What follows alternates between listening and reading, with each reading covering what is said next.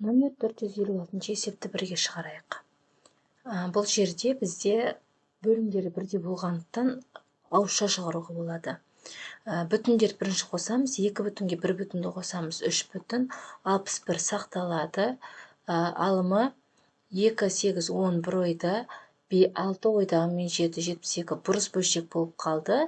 72-ні 61-ге бөлетін болсақ, бір ойда бір рет береміз, бірден береміз, сонда оны бірден бергенімізді, яғни 72-нің ішінде 61 бір рет кездеседі, бір бүтін бар деген сөз.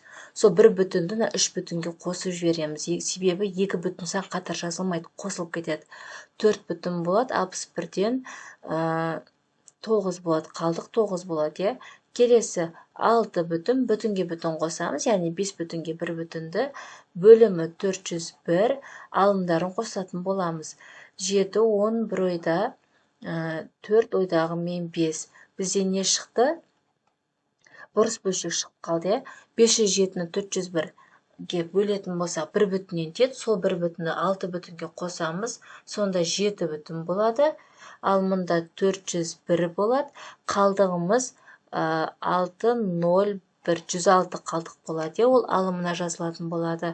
Келесі 4-ке 7-ні қосатын болсақ, 11 бүтін, 300-ден 10, алымдарын қосып шығамыз, 10 бір ойда, 11 ойдағы мен 12, тағы бір ойда, 1 ойдағы мен 2, 220, 0-дерді қысқартып жіберсек болады, сонда 11 бүтін, 30-дан 22, бұл 2-ге қысқартсақ та болады, сонда 15, 11, сонда 15, 11 бүтін, 15-тен 11 деген жауапты жазуға болады.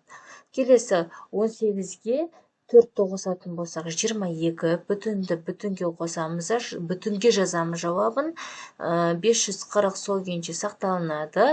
Алымына қосамыз, 10 бір ойда 5, ойдағы мен 6, и 2-3-ті қосатын 5 қоссақ.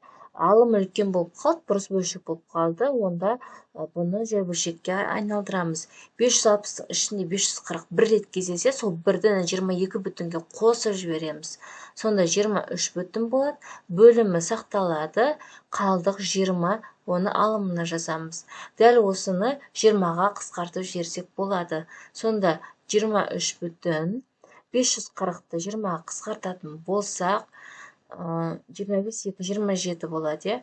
27, ал мына жерде 1 болады жауабы.